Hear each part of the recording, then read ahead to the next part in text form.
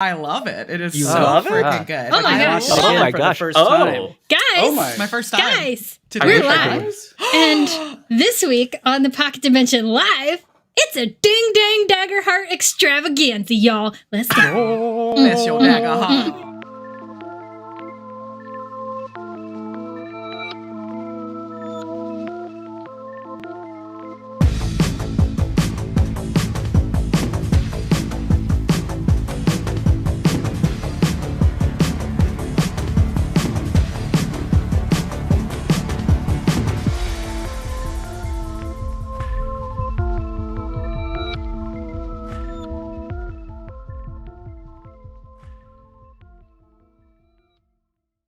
I like it. Oh! Welcome back, everybody. What? There it is. Oh. It's been 10 seconds since we last saw you. Hope you're doing well. Tabletop Phoenix. Love the Dungeon Coach stream to be here. A paladin is loyal to the end. Nice. We love the Dungeon Bless Coach. your Daggerheart. We love you more, Tabletop Phoenix. Yes. Oh. I have a little DC 20 news at some point when you want to fit it in for Yes. today. Yeah. So whenever you're, that's the time. Oh, I don't know. dang Once on we a start, carrot, Matt. once we start talking Daggerheart, we're not going to stop. So I know, exactly. All right, Give let's us start your with that. I just want to say real quick, speaking of the Dungeon Coach and our pal Alan and DC 20 and so on and so forth. He reached out to us. We are officially going to revisit DC 20 and make it coincide with the Kickstarter launch of DC 20. I think it'll, we have Alpha 0.6, I think, is what Yeah, it Which is. came out this week. Just came out this week. So Yep. we got that. So for those DC 20 lovers, us included, just know that end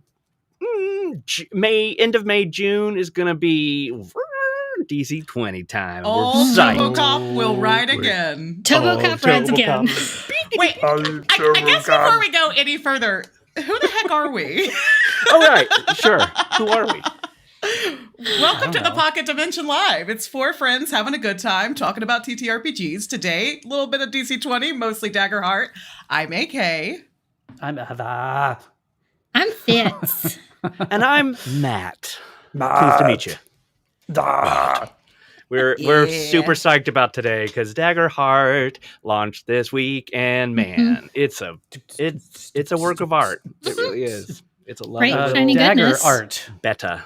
Dagger art. Do we have a... What if we We have that do. sound? We have a snare. We have a snare sound. Yeah. We do. Hang on. Yeah.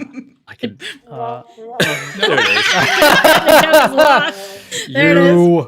Oh, There it is. it's not really wow, that's long.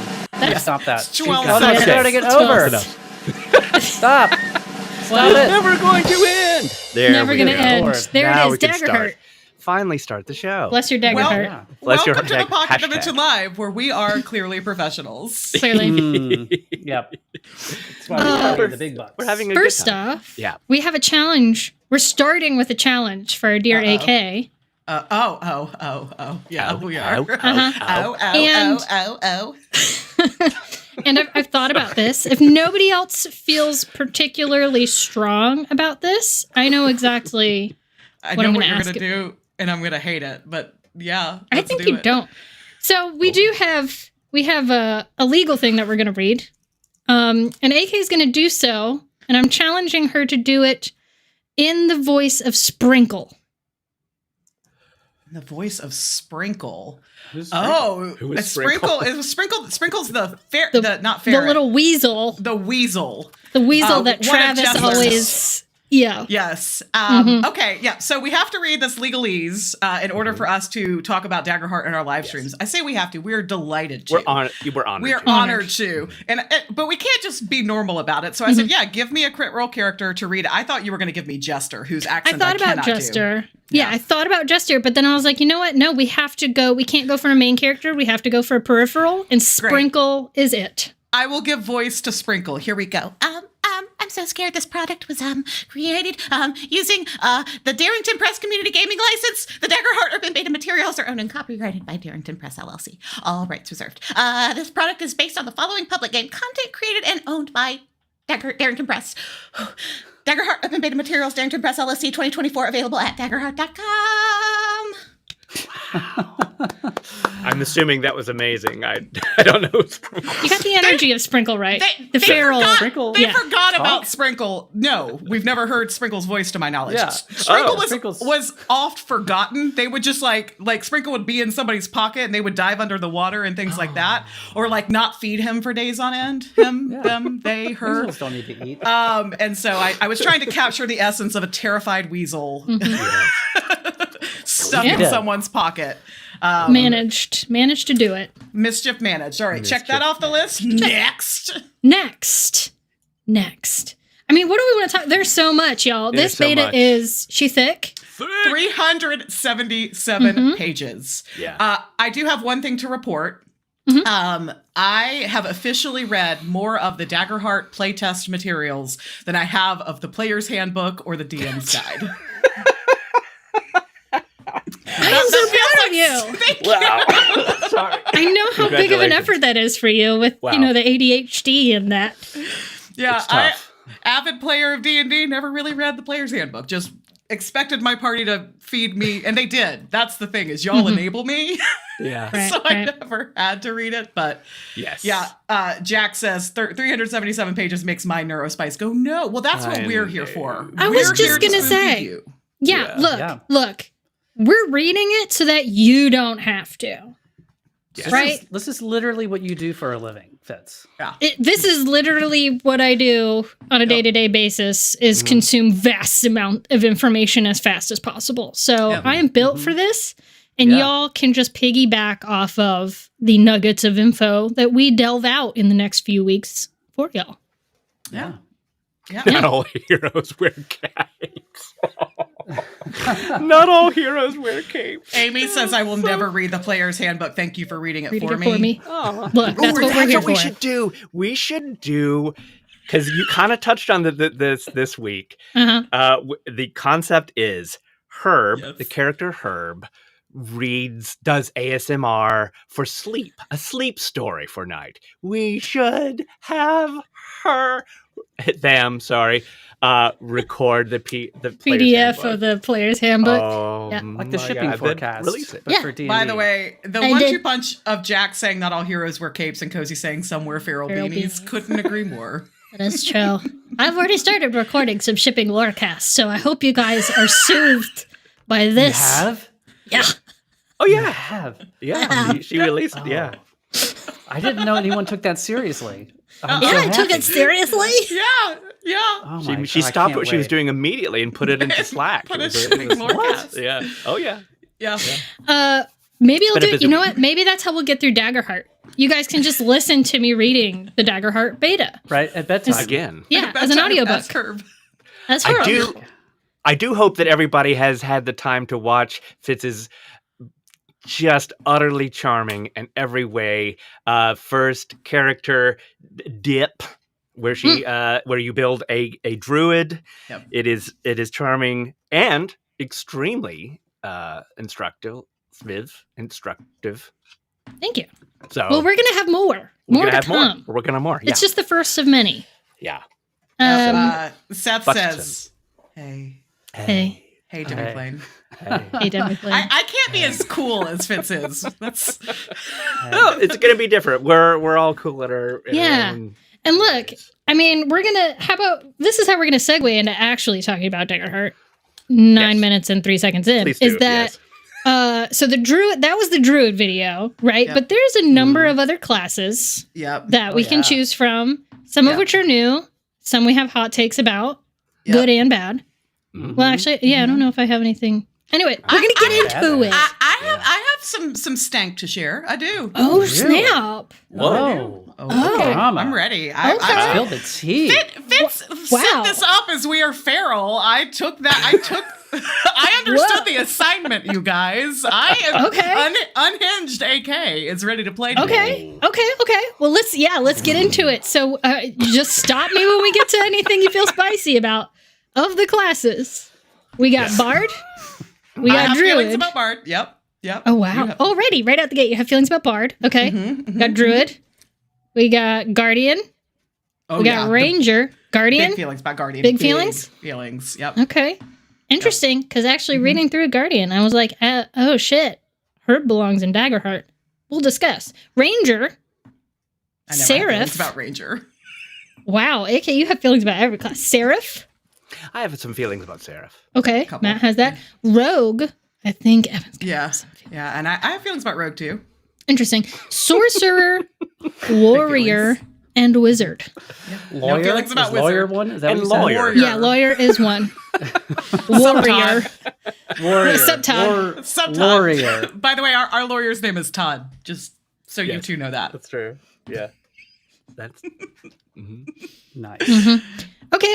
Well, what's the one that you feel? Yeah, tabletop. There is no paladin or artificer. However, Yet. I feel like yeah, true. This is all beta. First of all, Right. Big disclaimer. This is all beta. So, like, I'm assuming they're going to have more than 2 subclasses per. Keeping that in Yeah. mind, and Yeah. it's possible that they're going to add more classes, more domains, things like that. So Yeah.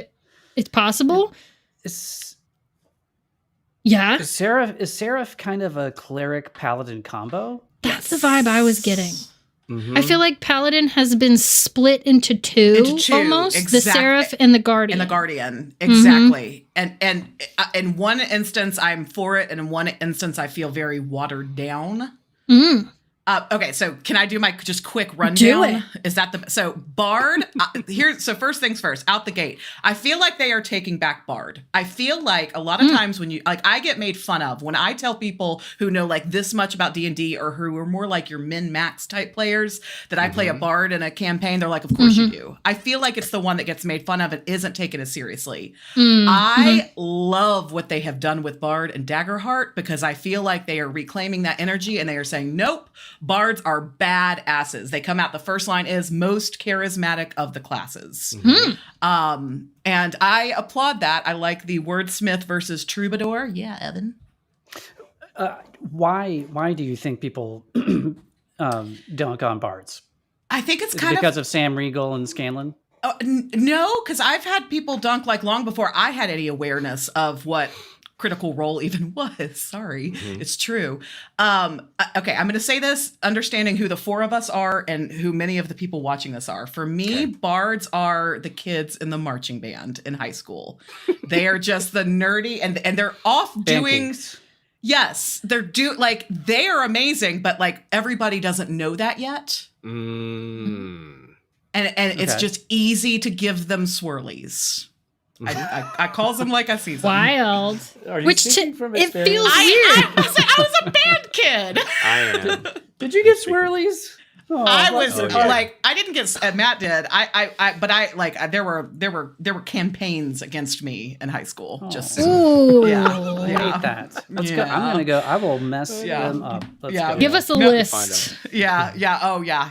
Can't wait for my 25th coming up next year. You know what? I hate that because to me, okay, so the world sees a bard as the band kid. I see a bard as a rock star. Yes, and that's my point with Daggerheart is that that's exact like they are platforming bards, and so my spicy take there is exactly what Evan just did. Big love for what Daggerheart is doing to platform the bards. Yes. Okay, so you love the Daggerheart bard. I love Great. the Daggerheart bard. Amazing. Yes, starting Okay. strong. Okay. Okay. Am I just going straight through? Well, give us some a highlights. knife flip. Okay. Yeah. Okay. What's So the one that I am the spiciest, I feel very meh about Guardian. Okay. And same for Warrior. I feel like what they tried to do, correct me if I'm wrong, is I feel Sure. like for Guardian, they tried to shove Paladin Fighter into a single class. And then for Warrior, they tried to shove Barbarian Monk into a single class. Interesting. I did not get those vibes. I got Okay. from Guardian, I got Paladin Barbarian smoosh. And then for Warrior, I got like a fighter with some rogue-ish subclasses. Not like rogue is still pretty strong, but like a couple of things rogue go into Warrior. But Guardian, I was reading Guardian and I'm like, they did something that I love because was something that I've been exploring with Herb forever, which is that barbarians don't have to just be the classic barbarian. They can be doing what they do. They can have this anger, or they can have this like superhuman strength because of the people that they love around them. Mm-hmm. Yeah. So they get barbarian flavor from the power of love. And I like that. Except for Guardian has the Vengeance subclass. There was one. No, I'm getting. Yeah, they're all. It was Vengeance and something else. Yeah. Well, and where I'm getting why I said Guardian is Paladin, because it's like the valor, the like fighting for honor aspect of it with the fighter. Like they talk about basically being like the precision, fighters, which then feels a little, and then with warrior, they talk about basically cult isn't the right word, but like it being part of your like upbringing and community. I know I have to drop cult into every single live stream where it's not a TPD live stream. But they talk specifically about the warriors. That's why I said, because, warrior, they were talking about like the precision. Like this is the thing that you were trained to do, which is what felt very, is it monk or monk, you guys? What? I can't hear the difference. Monk. The second one. I say it wrong every time, I feel like. Anyways, monk. So that's why I said warrior felt like those two smushed together, because it was the precision with the like upbringing, like this is what you were groomed and trained for. Interesting. Whereas for me, Guardian felt like the worst parts of Paladin fighter. Oh, wow. Okay. Well, let's segue to Rogue then real quick, because you were saying monk got a little bit into warrior, which also side quest thought. You just made a point about cult and weapons. There's not a warlock in here. I think the warlock exists in a bunch of spaces, but like a hexblade warlock might fit into a warrior. Anyways, rogue, right? Rogue has basically a rogue subclass and a monk subclass. Fair, yeah. Those are the two directions that you can kind of go, and both of which, Evan, you've played. One is the syndicate, kind of like, I'm part of a cult, I'm part of a organization, and then the other one is basically Way of Shadow Monk. Those are the two rogues. Yeah. So, that's interesting to me, because rogue is now a spellcaster. Which I love as someone who plays or played, I guess I should say, an arcane trickster rogue who multi-classed into bard because there wasn't enough magic for the type of character I wanted to play. So I was like, of course rogues are magic. Of course they are. It makes perfect sense to me. With the caveat that in the beginning of the book, they do say you can reflavor if you don't want to play a magical character. You can reflavor it to be mechanical or whatever. It just you have to use the spell mechanics as written.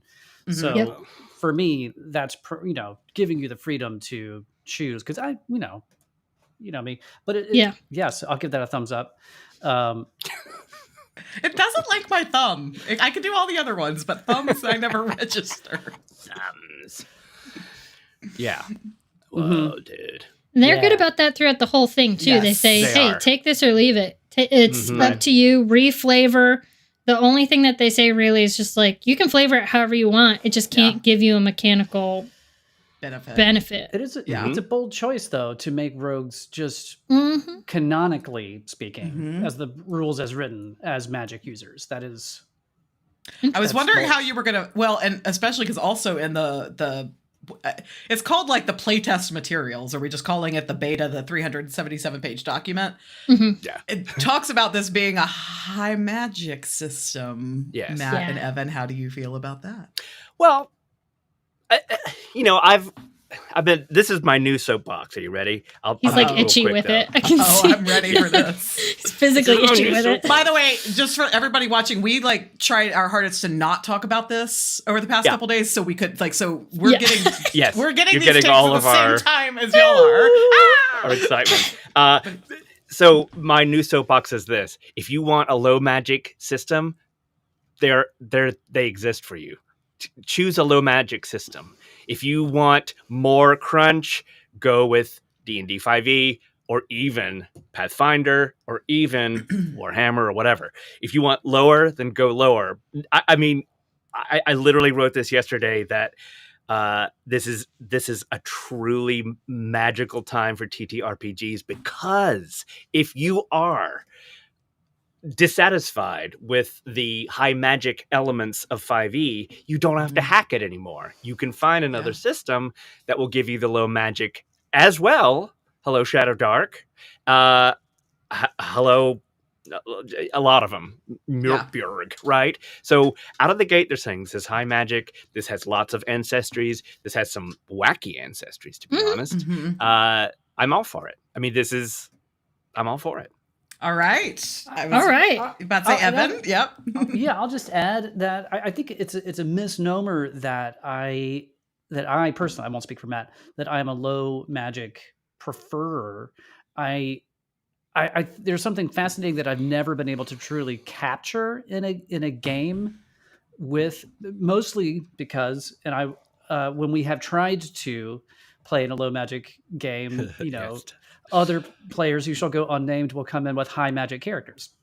So I've never really had that. But I think it's like a challenge that I still want to try and to do in a way that feels fun and exciting, of like to make magic feel special. But I'm also unconvinced that when the game is Dungeons and Dragons or Daggerheart, when the setting is high fantasy, that that is actually possible. I'm not convinced that it is, that a low magic world, that magic can feel special when you've already whatever. So I have no problem with high magic. I'm all about it. Okay. Although, and I think let's get into this a little bit later, but I do think that it's interesting that they don't explicitly have a play setting for this. You can adapt it to your world, but they do have some play setting adjacent ideas, concepts in this book. So anyway, let's get back opinionated. You'll come back to that. The essence of Evan at his core is truly a high magic druid. I know this to be true with my entire soul. You're going to make Evan quit, Jax. But yeah. Evan's typing back to Jax now. Oh my God. Oh, Jay. Wow. It's that easy. We miss you. Oh, thank God. Thank God. Thank God. Now stop it. I think Tabletop Phoenix is speaking what I'm putting down too. Like we're when the concept of Tataria came up 2 years now, I really did want to have a system that was out of the gate lower magic, and it kind of existed. People weren't really open to playing other games either. 5e is a fantastic system. Let's just go ahead and say it. So it was harder to get that, but I don't think it's going to be. I don't think it's quite as hard as it was even 2 years ago. So love it. Yeah. Mike's got his classic pun in for the day. The Evanescence. Wow. Thank you. Okay, let's bring get it back to life. On track. So Rogue, who's next? Let's see. I just said, of course, rogues are magic, and I left it at that. Like, of course they are. Of course they are. And then I stated my claim on the Guardian. Seraph, I feel less. I feel like Seraph, on the flip side, took the best parts of Cleric Paladin, and I was cool with that. And I love that they can fly. Like, That's got feelings. Yeah. Yes. I have one problem with Seraph, and that is the name. Okay. The name really bothers me because a seraph, in no definition that I have ever found, I keep looking. I'm like, surely you can apply it to a human or a. It's always an angel. It's always a celestial being. I just feel like cleric, the concept of a cleric or a paladin or something like that is a broader term that you can apply to. It just feels, exactly. Seraph feels a little bit too much like an ancestry. That is, it's not a class. Like, make Seraph, if you love Seraph, make that part of the ancestry. Like what was it, Azamar or no? Right. Yeah. But it doesn't. But it's not a priest, a healer, a paladin. That's what I Great really. passion It bothers me a lot. Yeah. Yeah. It's just the name. Everything else about it me gusta mucho, but it's like the name just doesn't work. Interesting. And I'll yes and that and say that it was interesting to see the first thing that watching a little bit of the Daggerheart one shots. Yeah. The first thing that Liam did was say, "I don't want wings." So it's interesting that they bake in flight. Yeah. It's like weirdly a little too opinionated about that class, because he was like, I don't want flight. I don't have wings. I'm a kind of a simian type of person. And so, right. And you could do that. So, you just bend it to, but it's just funny that you would, it's an ancestry. That's all. It's just, it's an ancestry. I'm on board with this. Okay. Everything else, mechanically, the concepts, great, but make it an ancestry and then call it something else. Interesting. Okay, because I didn't have feelings, but it's interesting to hear from others who did. So I appreciate that. Seth the GM says agreed. So I guess other people feel it just seems like a mistake a little bit, a little strange. Oh, okay. And so you'd like. Because you'd like maybe for it to be pushed into an ancestry similar to ASMR, so that like maybe a rogue could have that lineage too, so to speak. Absolutely. I mean, it. They're calling it an angel. They're calling the class an angel, which I have again no problems with. But yes, why couldn't there be a fallen seraph that would be a rogue? That just that makes sense to me. Okay. Saying that That's the sexy. only exactly, the only healer, the only warrior of gods, of higher beings has to be an angel. It's just real weird. Real weird. It's kind of like old school D&D where the elf was a class. Dwarf was a class. That still doesn't make sense to me, and it didn't then, and it doesn't now. So that's all. Okay. That's all. You've convinced me. Yeah. I was never. I didn't know why until you explained it to me. Thank you for explaining my thoughts and feelings to me, Matt. Why, I didn't care about the name Seraph, and it didn't immediately give me something to latch onto. Guardian, though, to me sounded like when I first heard Guardian, I thought, oh, that must be the new cleric. That felt more, and maybe I went too on the nose for that. That Guardian felt too like guardian angel. I'm here to protect you with my devotion, kind of a thing. I'd like to see you play that Guardian. Challenge accepted. That we talked about that. Actually, may be the first class that I'll build as my little video, because I don't initially like it, which just tells me I need to explore it further to actually have an opinion further than a hot take. Everything that we're saying right now, by the way, friends, are hot takes. Pure hot take. Fitz has spent the most time in and with the document this week, but we all just got it. We got parts of it prior to Tuesday, and then we got the mother load. I have tons of things that I love, though, when we get to that part. For sure. So many. And we've got time, and the whole point of the beta is for it to be put into the public hands and for us to take it, use it, break it, change it, upgrade it, what is the... Bop it, twist it, crack... Oh, sorry, that's a different Reuse, recycle. Get on Twitter, put Darrington Press on blast, at them, mansplain why a seraph isn't a class. All of that, please. All of that. Feels bad. Now upgrade it. Upgrade. Anyways. Okay. So that's Seraph. What else? Who else? Pinkertons after them. Well, I mean, does anybody have particularly strong feelings about some of the other classes, or are we ready? I've brought a topic. I'm ready. Let's go, move. man. Let's move. Let's go. All right. Lay it out. Shit. All right. I have brought a topic today. I feel like nobody is going to be surprised by it. It is death. Goth. By the way, welcome new friends. If this is your first time tuning in for Pocket Dimension Live, we're glad that you're here. Hop into chat and let us know who you are and where you're chatting from. Yeah. We are all various flavors of goth. and love death. The end. Feel more goth. I am glitter goth with my highlighter all over my cheeks. Fitz is flannel goth. Have we named y'all's goth flavors yet, Brother Spinnins? We'll get there. Nerd goth, probably. Yeah, you're probably. Well, I think Matt in the past you've just said trad goth.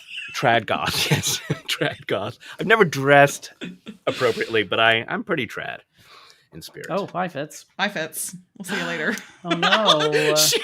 She's like, we're going to talk about death, and then she died. And then she died. Oh no. She's Can't nothing, baby. Womp womp. While we wait for Fitz to rejoin, That is sad. I'll go a different direction because Fitz has got to cover. I read through the death, but can I just tell y'all one of my absolute favorite parts of the playtest materials? Yes. Was the sketches for the ancestries. Did you guys peep those? They're No, gorgeous. Lay it on me. You're gonna have to go look through them. Yeah. You mean the illustrations of the actual? Oh, yeah. And the I've said this artwork before. Can you share your screen? Come on. No, because I still haven't gotten that. Remember, I was having some issues with that earlier in the week where EvMooks wasn't accepting my screen share. It still isn't. Is your mom accepting your screen share? Yeah. Joanne says, hell no. Damn. All right. If I search in the document here, what do I? Tell me what I search for. About to say, if you just go to the Ancestry Sectione, that's clearly Ancestries. Yeah. It's got pictures. And I've sketchers. Oh wow, sketches. Yeah, beautiful. Yeah, it's really and it lists so high who quality. the artists and designers of this at the top of this document. And I've shared I shared this when we were first looking at the DC-20 alpha. It is so cool to be in these systems in the beginning and watching them get built. I know that we're beta here, so a lot of this already but the fact that they kind of sprinkled some of these nuggets for us to see, I just and what it did for me in looking through it in the document, if one of you guys are able to share, please do. It made me feel immersed in the system even more. Seeing, first of all of the different variations of people like humans get poo-pooed a lot. And I've not really ever played a human in any tabletop role-playing game. And just to see the beautiful variations of that. For example, Fitz, by the way, apparently has lost internet, and what a time! Oh no! Oh, because of the storm. Was she the one? It was me. Storm? No, it was me. Son of a gun! Oh, that's not good. Bye, Amy. Bye, Mike. Sean Ellis, P.S., is the lead concept artist, so they are responsible for those beautiful images. Yeah, I can try to share my screen if we want to show. Oh, go for it, brother. Yeah. Do it. Yeah, let me move a couple of things around. I will also say Matt Paquette and company are the lead graphic designers, as well as John Harper and V. Hendro offering additional graphic design. And congratulations to y'all, because everything looks so beautiful. Oh man, so good, so lovely. If you can say one thing about the Critical Role gang is their design is on point. Mm-hmm. I mean, they've got lots of money to afford amazing design. So you immediately get this. You immediately get that this is I know it's a beta. I know it's technically an indie game in some ways, but it is just rock solid, and you can see the love and the care and the money. I mean, the classiness, the proofreading of the writing, the really clear descriptions of things, all of the Cassie, money so well spent. So here's some cards. Which ones do you want to look at? Well, it's not the cards. It's when they talk about the ancestries in the big boy, the 377 pager, and so they give you this is more of the finished art. So I was talking about the initial sketches that they showed about the different directions you can kind of take. So you don't have to not all Qatari have to look exactly like that, and not all halflings have to have hairy feet, or whatever these preconceived notions of these ancestries are. It was just so cool to see this spectrum really of character creation. Which I think is the beautiful thing about this, is that they've taken great care in putting together the materials to say, this is your game. Ultimately, like, what we think doesn't matter. Like, it's a matter of what you think, what the type of game that you want to play. You did. Yeah. Sorry, that is fun as hell. Right. That so just really giving fun. us these, I don't know if you're able to zoom out a bit, Matt, because we're just, nope. Okay, yeah. Oh, you want out? Yes. Okay. Yeah. There you go. No, that? not, that's in the other way. You want to zoom out. Yeah. I don't know left, right, in, I don't or either. out. Okay. The opposite direction of the one that you were moving. So exactly, like, they say clank. And so, like, all of us who have played these games for years immediately are like, oh, they mean Warforged. But, here they're like, well, no, it could mean a droid. It could mean, like, there's so many beautiful definitions to what each of these. And so the fact that they took the time to include, Bitsy's back. The fact that they took the time to include these sketches with the materials just so we could feel more immersed in the world that we're all kind of co-building together. I don't know. I loved it. I thought it was beautiful. Mm-hmm. I've been saying that this game is bright, and I still hold to that. But watching the Critical Role wind-ups for everything, it's also a game that was designed for them. Yeah. Their style of playing, and thereby, to be perfectly honest, a ginormous swath of how people play this game now. Because of them. It has this humor built in, this brightness, this fun, the high magic, the options, the anachronisms, tons of anachronisms. I love it's I was much like with the high magic part, I was curious how Matt and Evan were gonna, like, because we haven't really gotten into a world where we're like fully silly in a way. Like, I can play a tiny frog and you can play a big giant, and like pushing on the boundaries even of what fantasy means to us. Yeah. So yeah. We were talking about the sketches, Fitz, and while we weren't going to cover death without you. We weren't going to talk about death without you. That wasn't going to happen. Yeah. We spoke of death and my internet died. Apologies. But case in point, like Fairy, like we all, and we actually, the four of us got together on Monday night and built some characters just to fart around with it. And I chose Fairy. And of course, I'm thinking like Tinkerbell because I'm a Disney adult. But like watching what Travis did, to kind of create a bug, like that has bioluminescence, like the imagination and creativity that is just being like, they're just paving so much way for that. Chef's kiss. So great. Someone in the chat, Mo spoke a little bit earlier about, as a GM, how nice it is, the care that they have done with the onboarding, which will only get better, I think, unless it gets cluttered. But I don't think it will get cluttered. I think just you will be able to choose the prompts if you are a beginner, and if you're not a beginner, you can kind of move past them. But it is really, gosh, as far as like user experience and onboarding, which is something we care about a lot, it is so nice. It is so freaking nice. So nice. Yeah. I'm gonna go ahead and spoil. We will obviously be doing a Daggerheart live play on this channel. I believe that I will be DMing it. I believe you will. Yes. There will absolutely, without question, I haven't told you all this yet, so I'm going to tell you live on air.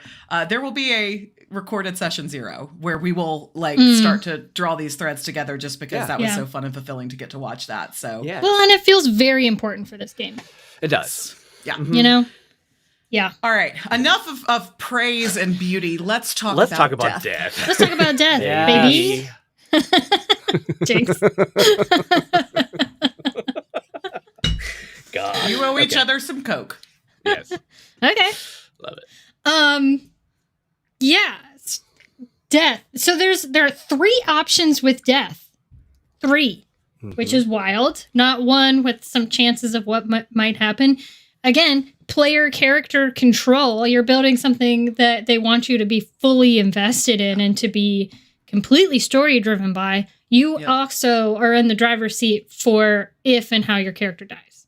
Yeah.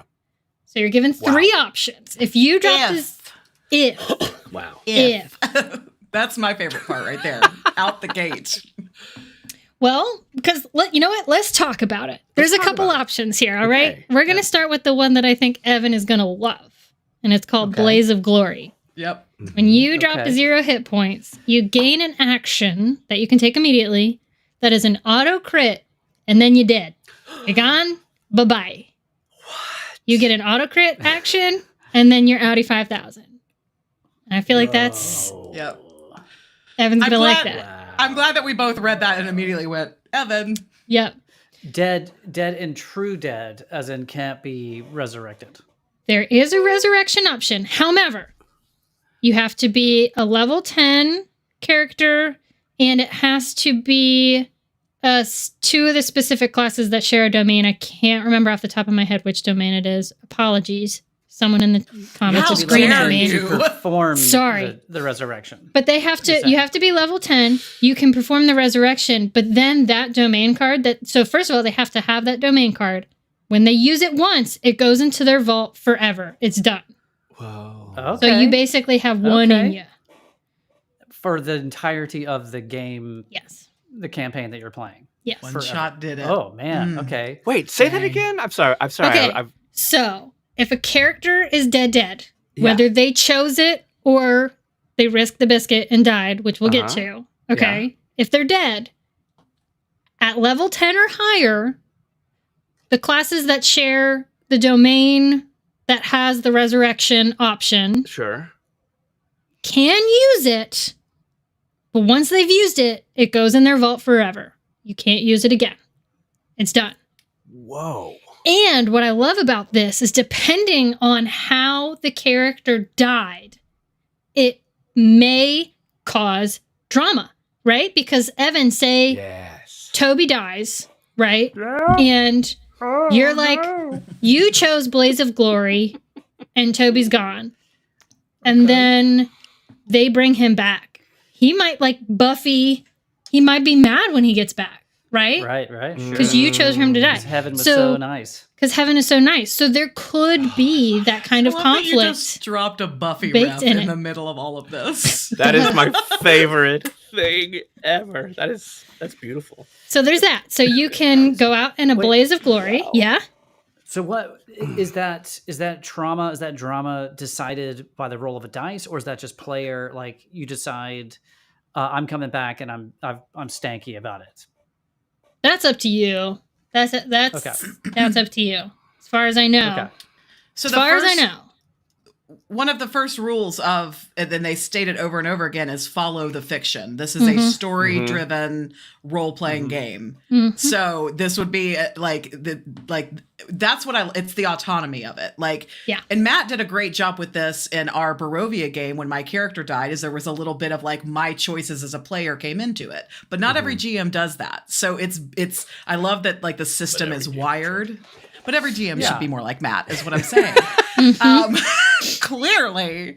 But yes, the fact that you get the choice, and then if you come back, it's not up to the GM to say, and then this happens. You come back and you have the feelings you have as the character, and what happens next is what happens next. It's not down to just the roll of a dice or somebody else deciding something for you. Mm-hmm. Okay. So what I'm picking up here is that they, with in 5e, you can shout out to all the Scoobies. Shout out Oz forever.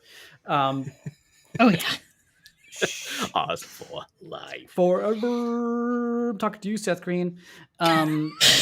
Directly. Yes, he's obviously watching right now. Of course he is. Wouldn't it be great if he was? Sure he's would. A pocket pal. No. So what I'm picking up is they are trying to put the emotional stakes of death into the hands of the player and not cheapen it in the way that 5e is if you have enough spell components, really at any level, there's an opportunity to kind of bring somebody back. And so therefore there aren't really that, unless you end up in the right or the wrong circumstances where you cannot bring somebody back. Yeah. Then, and there's no stakes, right? So it sounds like there are real stakes. Yes. Level 10. So you don't even have an option until level 10, which is pretty wild. And So there's a large amount of risk. And then when you do die, you can come back and you can be happy about it. You can be angry about it. You can be whatever. However you want to feel about it. However you want to feel about it. Interesting. Now the complete flip else? side. But That's the flip. Wait, but hold on. I have a question about that first. Yeah. About the level. So, are there time-based mechanics, or is it like if we lose you at level 3 and now we're at level 10, can I go back and get you? Right. That I don't know. I haven't dug in that deeply, so that is something we will have to learn together. Interesting. Okay. Well, if we were playing in the Barovia campaign between levels 3 and 10, it would be about 18 It's been 4 years. days. Yeah. Out of game, 4 days in game. Yeah.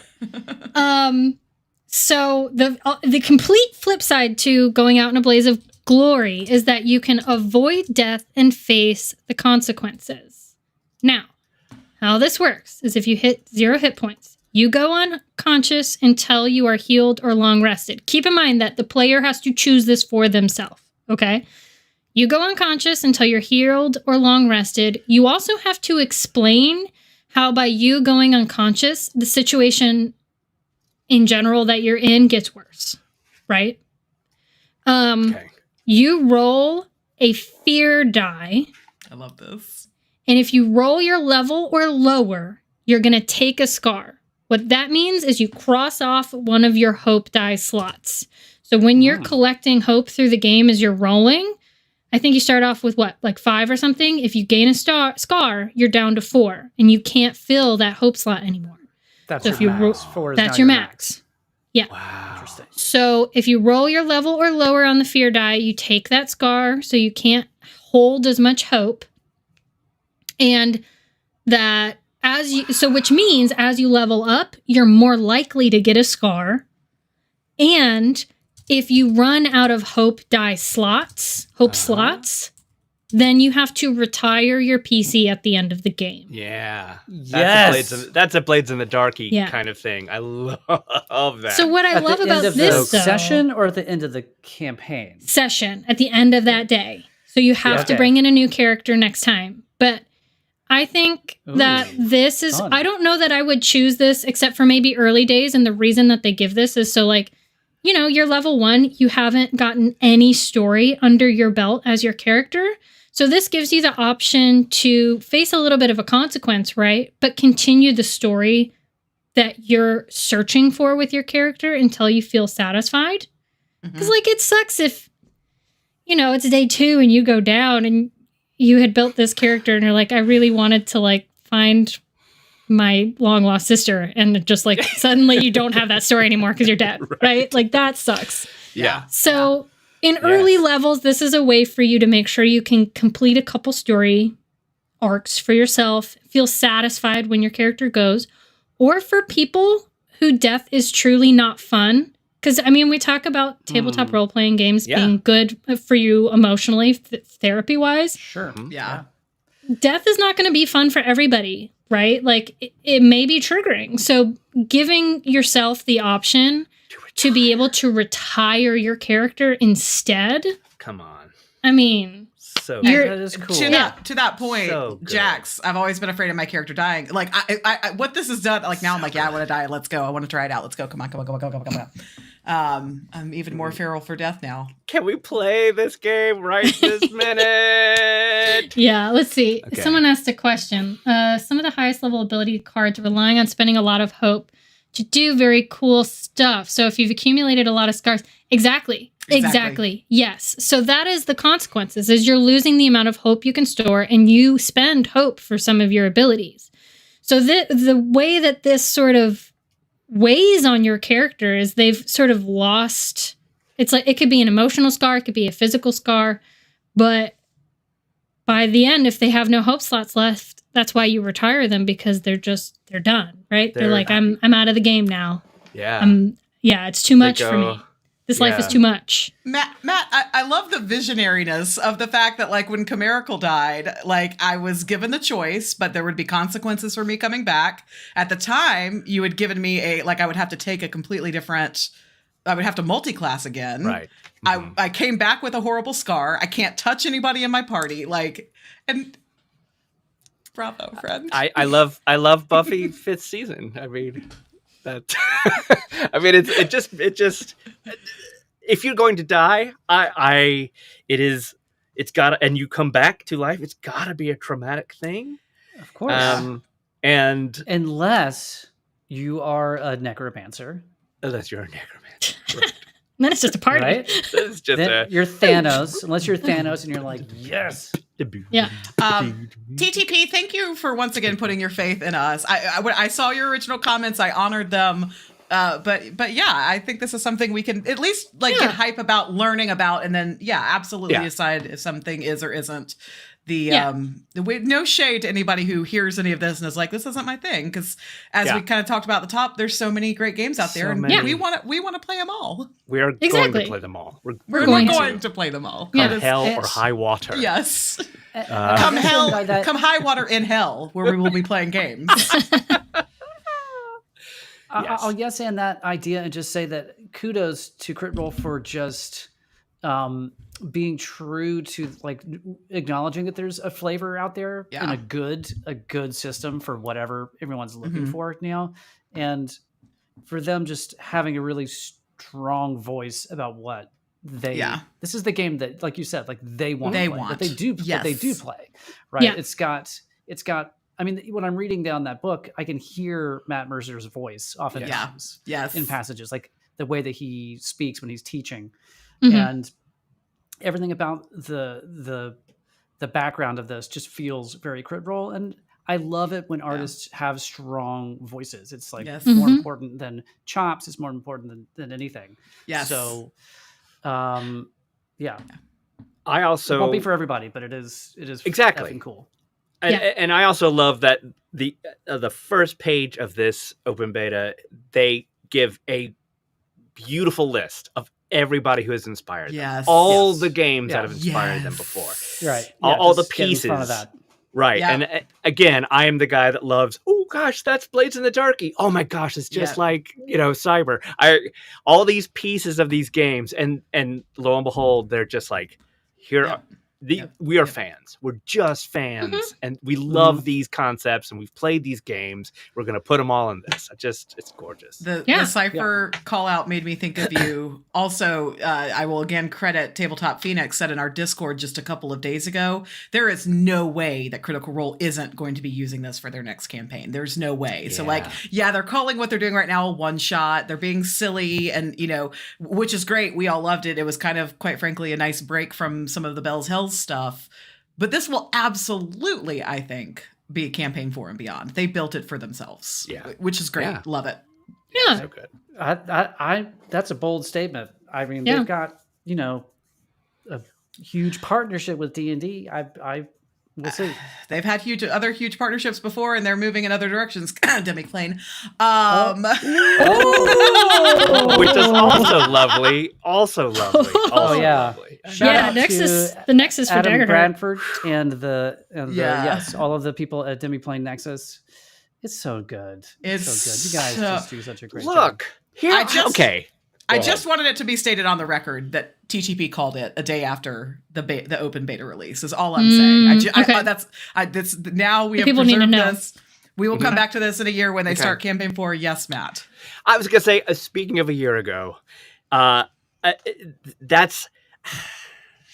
I have to say that the OGL. It was all we were talking about. It was all we were thinking about. The crisis of this thing that was the Kleenex, was the Vaseline, was the only thing that people were playing. Mostly. It's the only thing that people were talking about is all the content is, and they did the one thing. They didn't have to shoot themselves in this foot, and it has only been beautiful, right? All of the fallout, all of the things, I think, have been only amazing. It didn't completely throw everybody out of D&D, but man, did it open this door to let just better developers so they're going to lose the crown, but it's also a better world, and I love that too. Well, and that's, we even, this also just bringing everything back to our Discord, this conversation came up in our Discord. Like, I still love 5e. I'm not slamming 5e. I am saying I'm going to spend less dollars with Hasbro, and I'm going to support creators creating great things now. But I'm not, I won't say never about anything. I don't see a world where I'm going to be like, I don't play 5e anymore. I don't like it anymore. That's just not, that's not it.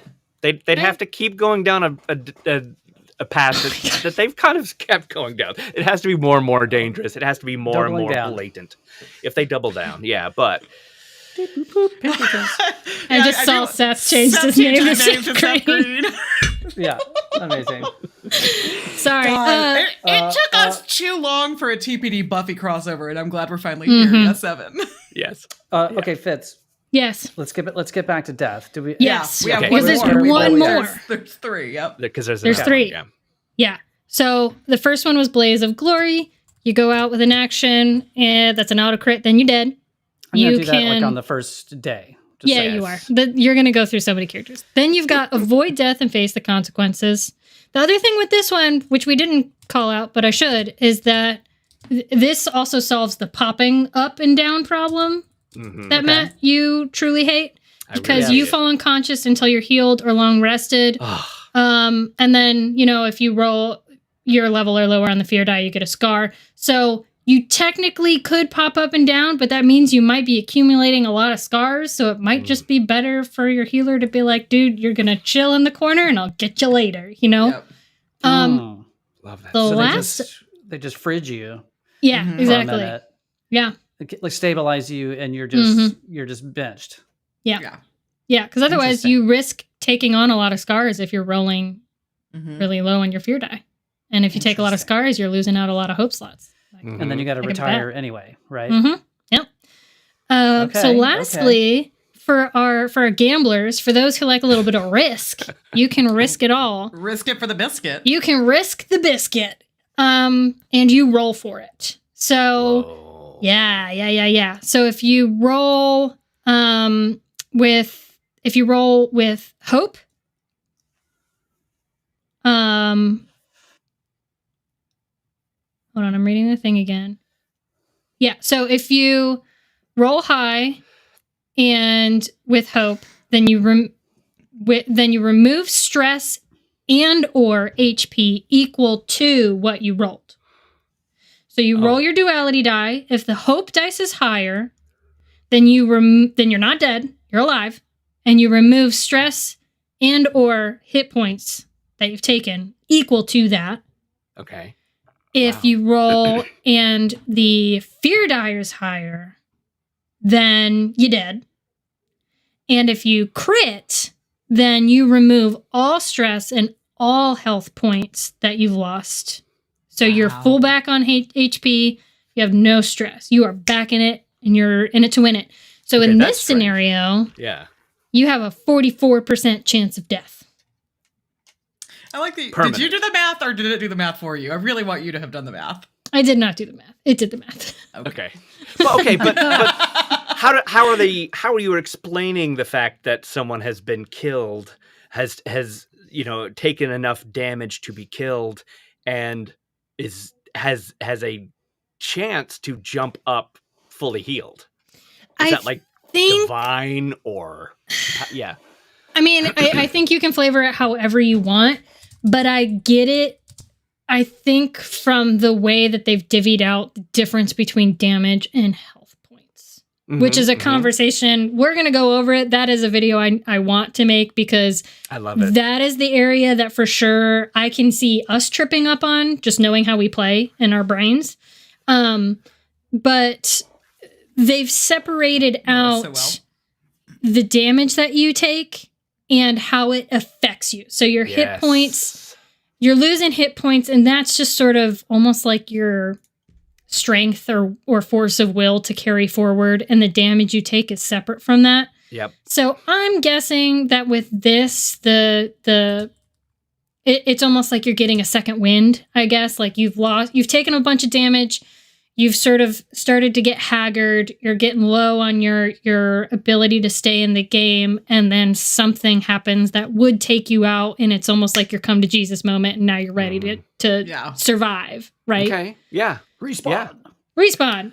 So it's just how you flavor it. Maybe it is you prefer a respawn, Sure. just if, you go down, you're back up. They even describe, I think, where, both for the people who do the avoid death, and it might have just been an avoid death, it might have been in risk it all as well, but they spend a lot of time, because Matt Mercer, I think, is very vocal about this, that death should mean something. Mm-hmm. So they were saying, like, even if you go down, if you choose avoid death, face consequences, and your character is just sort of face down in the sand while everybody else is fighting for a while, use that as an opportunity for that character to have a vision, maybe.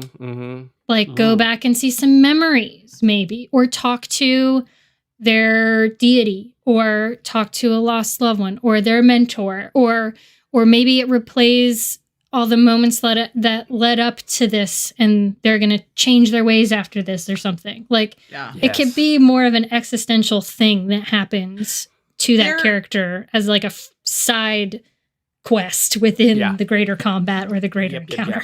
And there seems to be throughout a lot of opportunities for these kind of like backwards, forwards visions with like a back to yesterday. What was that conversation like, you guys? Or, all right, you're dead. What's the conversation you're having with your deity, in the abyss right now, or whatever it is? It's like going to a role-playing breakout room. Yeah. Is that what you mean? Yes. Yeah. And in Blades in the Dark, they call them, I think they actually call them flashbacks. Seth, it's fresh in your brain, so you could probably tell me, but it is such a cool thing. It's like for Blades in the Dark, it's more, you're in the middle of action, and your character, there's a cutaway scene that's why you brought that particular tool, right? And it's how that works. Flashbacks. I've wanted to play around with that concept so much. It's so fun. And I think that's why that stood out to me so much, like in watching the Critical Role stuff, is I don't think I've ever really played with that mechanic. Yeah. And I love it because it's a great way of like marrying backstory to the present moment without, like, okay, it's the end of the day, you're around the campfire, everybody talk about your feelings. It just seems like a more like natural way to handle that. It's natural. Mm-hmm. Yes. I love things that are natural. We don't like so many, except for druids. Yeah. That's right. Are druids natural? Yes. That's okay. Evan, cash me outside. Yeah. This is about to throw behind the dumpster at 3:00. What? So we can set it on fire. So we can fight. So my horde of raccoons can come out and teach you what's what. Oh. By the way, side note, my entire TikTok feed right now is raccoon sweatshirts. Back in. Sorry, that was my flashback. In flashback. Yeah, in flashback. See? It works beautifully. It really does. It really does. I don't know if we're still on the outline, but Jax says, I like the idea of spending stress. And I have a small list of things that I immediately loved about this game. And that is that and hit points just, and I'm not through the whole thing. Like Fitz said, it's a relatively long document, especially for beta, but other games that I've seen that use something like, here's your hit points and here's the mental concept of taking damage. I love the idea that hit points are a threshold, that it kind of like equalizes the types of damage, and it really makes them make sense. If you have a resistance to a type of damage, then your threshold will be so much higher. It's just so logical. And so no, you don't have as many hit points, but it's accumulation of damage. That is what's doing it. And it's just so beautiful. The idea of sometimes you get hit with a big old sword and you either dodge the blow or your armor takes it. that doesn't mean it's not stressful. That doesn't mean that it doesn't affect you in some way. And Makes so you sad. You scraped my armor. Yeah, it makes you sad. It makes you worried. It makes you frightened. And so I cannot wait to play this idea of stress that does also accumulate, and it can during a game.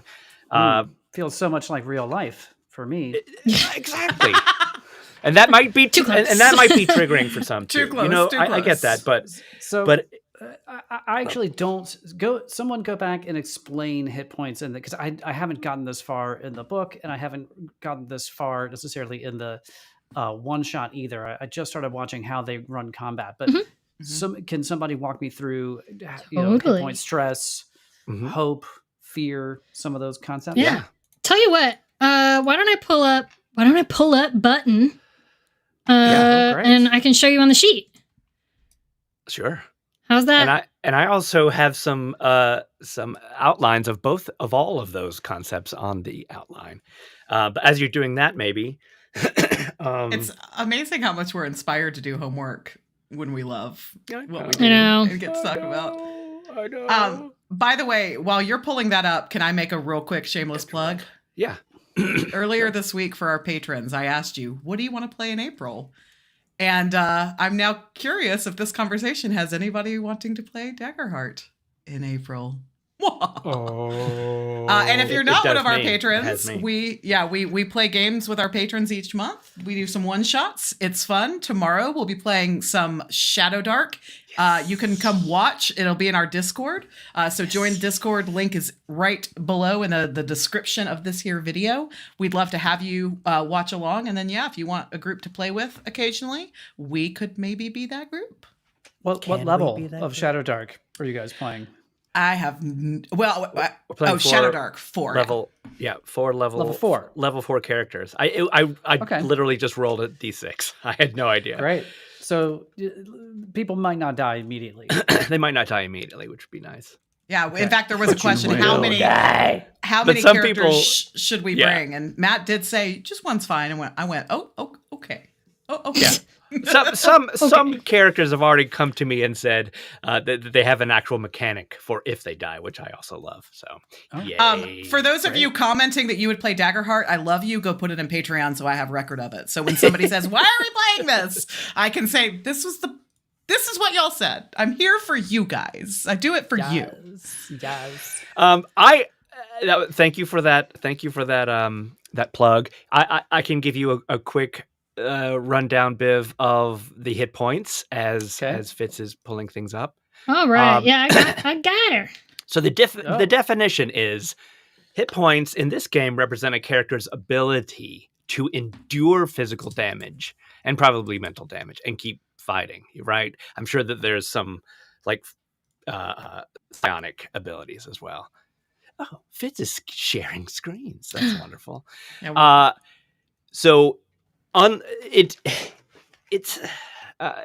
It's not like DC-20, but there are 3 blocks of this threshold, right? There are. Do I need to stop sharing then? Sorry. Well, keep talking. I'll replace. Okay. You talk, I replace. I will. Right. So it's a threshold. There is, it's very different per class. Probably other things have it adjust, but it's like a what is it? Low, medium, and high hit. It's something like that. But it's critical hit or there are 3. I've forgotten the 3 levels. But depending on your threshold of pain tolerance, then it's either 1, 2, or 3 hit points lost if you are hit. Which is really cool because if you take 20 points of damage. Yes, thank you. Thanks, AKL. I think I said that right. Minor, major, and severe. Right. So you've got these 3, and if it's less than minor, then you can still take stress, which is really cool. But you take it based on the severity of the attack. Okay. So it fits this like little chart of your threshold 1, 2, or 3. And then, and if it's less than minor, you can definitely take a stress point, which represents a mental and physical strain on a character. Mm-hmm. Yeah. And what's the consequence of stress? So, yeah. If you max out your stress, you take a hit point. Yes. Uh-huh. So if I have 5 stress, 1, 2, 3, 4, 5, and I take, and I, like, something happens to me, like, say I get hit for a 3 or whatever, I can't take a stress anymore, so I lose a hit point. Mm-hmm. Oh, And okay. Oh, so it's not that you max out on stress and that causes you to lose a hit point. It's that if you cannot take any more stress, then you will. It rolls over into your hit points. Yeah. Okay. Okay. And the cool bit about that is the player can spend stress, and often does for certain, like, to do a maneuver or whatever. Yeah. Like I want to attack this person, and then I immediately want to attack that person. I can spend a stress and do that. Yes, probably. So you're risking, Okay. All right. Yeah. Yeah. Maybe channeling the forces of magic is just a stressful thing, and so yes, you hit that threshold, and it starts to physically damage you. Yeah. And that's what the Critical Role cast was doing well in their one shot, where, like, again, it's that player autonomy. It's the choice, right? Like, I'm going to take a stress point to lower that threshold, raise it, whatever the case is. Like, you choose how things impact you and your character as you're playing, much more than hit your AC, take 6 hit points. I love it. Yeah. Modular. Two things, one of which, so like for beast form, for example, I would mark a stress to basically wild shape. Okay. Wild. So making a druid not as crazy strong by giving them some consequences. Just freaking play a druid, Evan. I'm so over this druid hate. I'm so over it. I can wild shape more in this game than I can in 5e, so I can't help it if I am just a truth teller, man. I was born this way. Bye. End stream. Me and my bees will cash you outside. I just want to show the tally for today that neither Matt nor I have had to turn our cameras off, but Evan and Fitz both have. It's all about the druid, man. It's all about the druid. Yeah. And also, next one shot you play in, Evan, I will mandate that it is all druids. You can play whatever you want to play, but at the very least, you will be surrounded by druids. No, see, here's the thing. Evans dug his heels in. Now he has to hate them forever. So it's just not. It's true. It's never gonna. Nothing if not consistent. I'm tripling or quadrupling down at this point. Yeah. You just gotta let me have it. Yeah, Tabletop Phoenix is on the same page as I am. Yeah. Should Evan play a druid in the Daggerheart one shot? The only option is yes. The only option. I can't stand to listen to him just like beating up on his own druid anymore, or on a druid. Like no. It's got to be joyfully played. Joyfully, sir. Evan's druid hate, like, this is pulling the girl he likes ponytail in the schoolyard is all this is. That's all this is. It's a crush, man. It's a crush. And Evan has a big old crush on druids, and the only way he knows how to process that is to pull through hate. That's the only way I will continue to accept this druid hate. So as we move on, though, I do wish to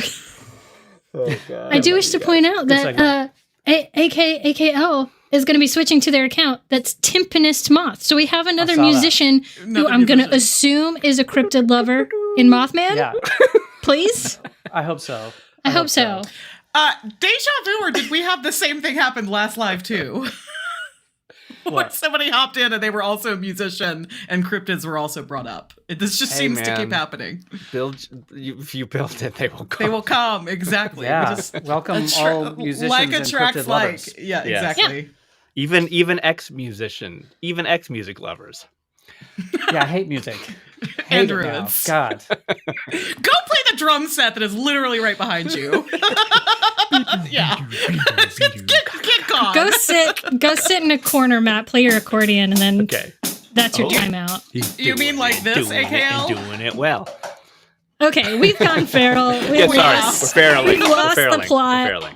We've lost it completely. This is totally devolved over a fight over druids. Yes, but I love it. I love it. I love stress. I love hit points. I can't wait to see how it goes. Yes, Seth, it is similar. It's aligned in the same loving way that DC 20's AC threshold is. In just like you are a creature and damage is you're going to take you're not a bag of points. You're not a bag of points that just goes down and it's like calories in, calories out. Not every calorie is the same, right? Like it really well, I whether or not that's true, that's just I don't care. But like it feels in that way, like the ice of.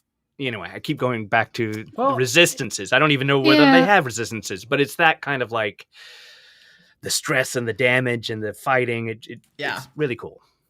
Now, really cool. I know that stress is a component of Blades of the Dark. I don't know if they're using it similarly in the system or not, but here it feels like it's also a reminder for you to that taking damage has emotional consequences, therefore storytelling opportunities. 100%. Yep. That's cool. Yep. Everything is cool. leads to okay. I had some very big picture ideas about this. Yeah. Well, everything in this game is pointing to the role playing. Is pointing to falling in love with your character. Is pointing to, and it doesn't take as much time to build the character as it does 5e, but it's really focusing on who are you, what do you do. It even gives the players the ability to create their own feats in a way with the experience thing, right? And give like true mechanical influence over the game with doing that. And then you've got the connections block where you then have to react, talk with your fellows, and then the map thing where you pass around the map. Everything about this is creating this role-playing experience. What's the map thing? Another part of it, optional, is the GM can pull out a map and you can pass this map around, and each player can pick a spot on the map and create it. So in our example, it would be as if I created Tataria in the world of Sigea, and I passed that around, and Evan and Fitz created Calandria. But you're doing it like right there in like at the beginning of the game during the session 0, which is just so freaking cool. And all of that kind of goes in. Every player at the table has a stake. Has big stake. Literally plant their flag in some part of your realm. Or realms. Yep. Wow. That's how Sermon Turf was born for. And so this is what I've been thinking about, because we recently went through Shadow Dark and loved it for what it is, and loved the feelings that it gave my brother and I to kind of return to a style of playing that is simple and almost board game like in some ways, but it is not necessarily a fall in love with your character game, because it is kind of stated that number one, it's easy to roll up a new character, and number two, you're probably going to die, and you can survive, but even people who've like moved on. And so here's my big picture question for everybody.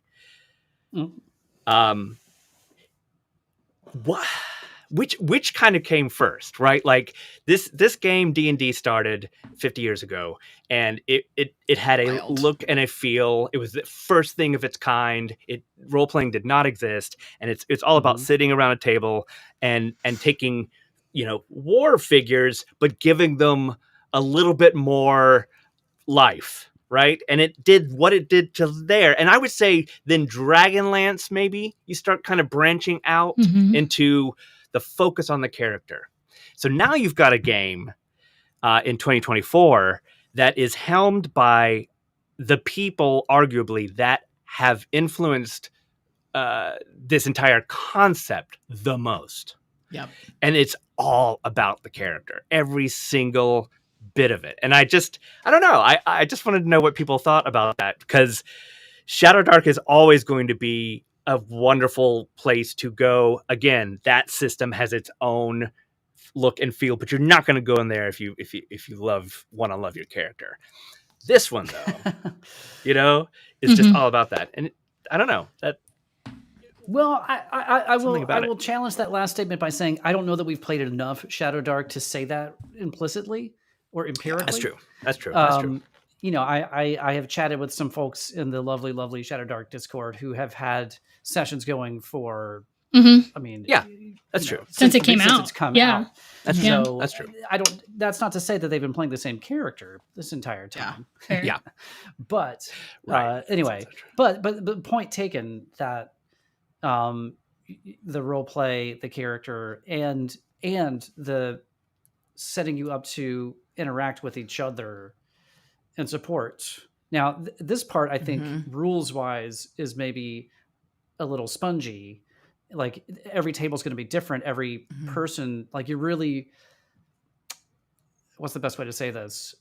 The Critical Role gang are a group of seasoned actors, seasoned, game tabletop RPG players at this point. They know how to do scene work. They know how to stop and listen and let someone shine. Not every home game table has people who know how to do that. And it feels like this game is really trying to encourage people to do that, number one. Yep. But I also wonder if the way that the rules as written is kind of making the assumption that people are coming to the table with those skills. And that's maybe not always going to be the case. And if that's true, I mean, you either got to step up and learn how to be a more supportive player to the other folks at your table, or go play a different game. Right. But anyway, that's a hot take. That is a good take. I was gonna say when I was discussing this with my wife, I was trying to. I hadn't read enough about it. This was before Tuesday, but I was kind of explaining what I knew, and I had the exact same thought, Biv. I had the same exact thought. What are even though they give us prompts, is that going to be too much or too nerve wracking? I thought on that. And Lindsay said, it sounds to me like I would really prefer to have the safety net of rules there. I really would rather have, a true 5e style, 5e style consequence, and my actions have a definitive result that you can look up in a book. And I was like, I get that too. What were we going to say? Okay. So my thought on that is, my biggest piece of advice, especially when somebody is new with tabletop role-playing games, is to play with people who are better than you, which sounds the opposite. It's like, oh no, I'll be so intimidated. No, you will learn so much from having. So I was the brand newbie when we all started playing, and I would not be the player that I am today had I not started playing with the three of you to show me and light the way. And I feel like Daggerheart is mirroring that with their system. The entire design and build of it is that it is a player forward. It is about shunting you deeper and deeper and deeper, so that way you can become the style of role player that you want to be. And that's going to be different for everybody, because some people will actually want to role play it out and cry and be mad and and use their words, whereas others still may prefer to say, I would like to use my insert trait here in order to solve insert problem. And that's okay. But I like that, to that point, the way that Daggerheart is kind of building a structure where we can all move forward and gain experience both around the table and IRL. Yeah, I mean, I just want to call out. Oh, sorry, Evan. What were you going to say? Oh, I was just going to point out AKL, aka Tempest Moth, has a great point. They said, this is a great point. I'm not sure to what extent rules in a game like this can/should directly support a really new, really shy player beyond Session Zero's safety tools, principles of play. And I had that exact thought of if you're struggling to step up, and it could be things like that just can feel more intimidating instead of more supportive. Mm. And it's really relying on you to know, to be listen well, to have the courage to speak up, to feel like you can navigate the table, especially if it's not people that you know really well. Yeah. And it goes all the way down to even like, I think maybe we'll dip into combat mechanics maybe next week. But the only thing that I read about combat is that there is no initiative order, right? And kind of continuing on this path of like, you're in control, you're in the driver's seat. There's no, this is not happening in a set order. And it actually made me think of those one time that I played 5e with a small group, and the GM, most people had never played before except for me. And the DM was like, yeah, no, we're not going to roll for initiative. And it was chaos. It was absolute. Nobody knew what to do. All these new players who were kind of shy or just confused, or just, it was too much. It was not enough order. So yeah. Anyways, just themes. It feels like this is built for experienced players in a way. It remains to be seen. It remains to be seen. Yeah. I think the problem is still the same. And let me give a very quick plug to our friend Seth McKay, SethMcKay.com, who is a professional game master and would be happy to dip you into your first game. I think it's just difficult to be a game master. I think out of the box, it takes some thought, it takes some planning, it takes a desire. And so anybody, if you are 5 people and no one knows anything, then yeah, you'll be stumbling through, but at least you'll be stumbling through together, right? Yeah. And so you're going to be learning at the same level. The other option is go hire Seth to be your professional GM, and you will learn, like AK said, so much faster. AKL in here says, are there any games that fill a similar role of take an improv class, and should there be? I think they all do, right? And I think this one, there's so many like that.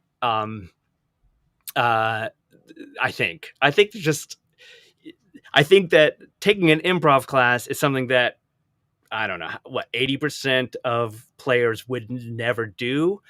However, if you get into this and you start really, if you have emotional moments, if you have funny moments, if you have like true human, emotions during a game, you're probably going to be pushed to take improv classes. You're going to be pushed as a GM. Next week. Evan's starting next week. You're going to be pushed to maybe find a better game master or be better at yourself. I think that 5e is just as challenging to start, Biv, in a lot of ways as this would be. That's just my opinion, but yeah, I think they're trying real hard to, at the very least, ask questions that you would get you to answer, where 5e doesn't do that for you, which is right. Yeah. Okay. I mean, I'll kind of close this out here by saying that our dear friend Tay, he will frequently say he was sort of one of the folks behind Table Tale Games, which during the pandemic saved our lives, but supported playing public games online. So he played and GM'd for a stupid amount of people, like a lot of folks, right? Yeah. And the thing that he always says that he took away from that is that everybody has a different way of finding fun. So for some folks, Shadow Dark is it. That's where they find their fun. For some folks, D&D 5e Classic, right? Good old 5e, that's where they find their fun. Some people like more of the strategy war game, that's where they're going to find their fun. I think for the people for looking at Daggerheart, they're looking for 5e with maybe a little bit less, like a little bit more towards the rules light, a little more focus on character building, and character building that feels more wide open. They say it frequently in the beta that a lot of these choices that you're making, you can change at any time. So I actually think that for a very beginner player, I know for me, when I was making my very, very first 5e character, I felt like if I made a mistake now, I'm going to be locked into it and upset and punished for it later. Sure. But this one, there's way less stakes at a level 1 when you're building that first character. And even your domain cards, your subclasses, all this stuff is changeable. So it's hard to make mistakes when you're building your level 1, and I think that makes it more accessible to new folks. Plus, they emphasize the community background questions, the session 0. So if you're at a table that finds fun through character development, and you're at a table that's open to chatting with each other and just having conversations, then this is where you'll find your fun. Yeah. Yep. That's my I thought. like those things. Yeah. I like your thoughts. I'll also kind of plug again, AKL and others watching this. This is a great question that we could spend an entire Pocket Dimension live on, and so I don't want to ignore it now that we're coming up on the end of the stream. We do have a lot of really great GMs, though, in our Discord channel. Discord is free to join. Link is in the show description right now. Hop in. There's a GM channel. There's a general TTRPG channel. This is the type of kind of conversation fodder that we love to have in our Discord, and we have it a very opinionated bunch. But my biggest thing is find that, there's now a TTRPG for every fandom, it feels like. Yeah. So find the fandom, that you like. And I mean, D&D 5e is not a bad place to start. Yeah. Truth be told, as a fairly new GM myself, I would still probably lean on that one, but others might say, no, it's Pathfinder or it's Vampire or, any of those It's things. heckin' good doggos. So, it's Heckin' heckin' good doggos. You're right. Yeah. I'm sorry. Yep. In the Sorry. stream. Yeah, We're done. Heckin' good. But yeah, We're also I gonna love play that Nightbot popped in with the Discord basically right as I started that soliloquy. So thank you, Nightbot, for once coming in for not being drunk clutch. today. Yeah. Well, we have butt scratched the surface, I you was guys. just about to say, come on. Yeah. I'm so more to excited, come. though. This is going to be a so fun... much more. And for our Pocket Pals in Discord, let us know which facets of Daggerheart specifically you would like, both content like the video Fitz put out this week. So if there's specific rules, mechanics, conversations, otherwise, and then as we mentioned earlier in today's live stream, we're going to do some other character builds to look at some other classes that are available, and we have more live streams and an actual play coming. Let us hear We're from gonna you. min-max the shoop out of them. Yeah. Right? You guys? Yeah. We're watching. Yes. Let us know what interests you. We want to know. Yeah. Yeah, genuinely, because frankly, I'm just so excited. I feel like a feral child standing on top of my roof screaming at the skyline because I want to talk about everything. You gotta focus me in. You gotta give me some bullet points. We gotta You need find to some focus areas to put the focus on. Fitz lives in a building with rooftop access. So now I'm just imagining you up there screaming into the wind. About that. I've done it before. I'll do it again. Yeah, you will. I love it. I love it. This is going to be such an amazing few months, y'all. We got as much Daggerheart as we can ingest. Then we dip back into our pal Alan's game, DC 20. And then MCDM whatever is coming out this summer. MCDM is happening, that's going to be... Tales of the Valiant? Tales of the Valiant is going to... Gen Con. And then, of course, Gen Con. the Kleenex, the Vaseline is coming out, and I cannot wait for that either. So... The Vaseline. Okay, so Galaxy, you guys, I'm too old for that. Yeah. please stick with us. Can we make this like a fundraiser of sorts? If we could do like a 24-hour like a tag team, not just on Fitz. Okay, We're all good. here. Sure. I'm down for this. Let us get the go Guinness book. phonathon. Yeah, let's Guinness go book, phonathon Guinness style book. with this. Phonathon. Can we Love it. What would it take to do? What would it take to get in the Guinness Book of World Records to do the longest actual play live stream? Oh, I don't want to find challenge. out. Yeah, we do. Yeah, we do. Probably it's probably not that. that high of a mark. But let's go that and go so far beyond that nobody can beat us. Oh my God. That is weird. What's the threshold? 20% weirder? 10% weirder? 10% weirder? 10% that's weirder. Like 69% weirder, and I'm here for it. Nice. So let's I don't think I got it in me, y'all. I do. Y'all remember how I was at Castle Birthday? Y'all had to like force me into bed each night because I just wanted to stay up and play longer. There are certain hours of the day that I just am not you can't communicate with me. That's why we're gonna do Truck or Crank till death saves. That's right. You know what? Just someone mail me some meth. I'll be fine. It'll be great.